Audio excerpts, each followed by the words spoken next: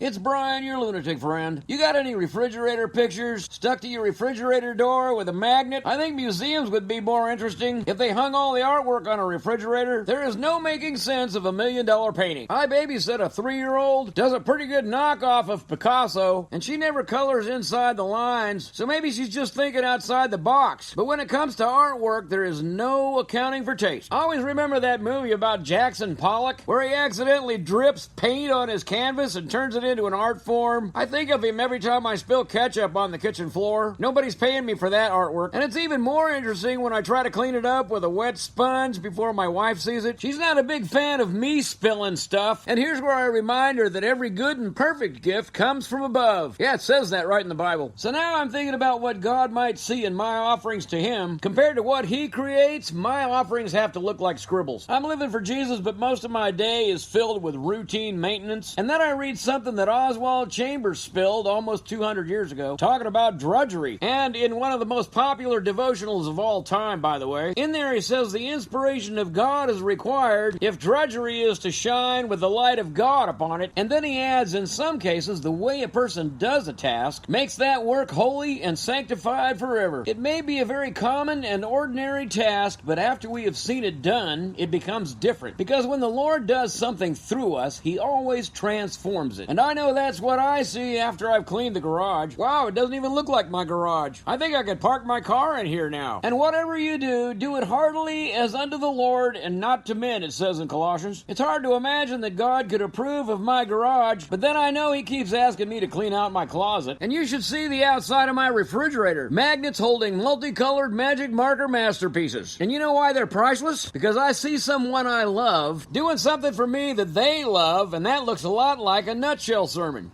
I can't tell you how many times I've smiled on a dreary day looking at a handmade card stuck on my refrigerator in a 3-year-old's handwriting, inky fingerprints all over it, simply saying, "I love you, Grandpa." It just makes me want to be a better old man. And that's why I do nutshell sermons for you, to keep you coming back too. And you can endorse my finger paintings by going to nutshellsermons.com/support. Just write money for magnets under what it's for. Who knows, it could be tax deductible under an office expense. And thanks for smiling through the drudgery with me.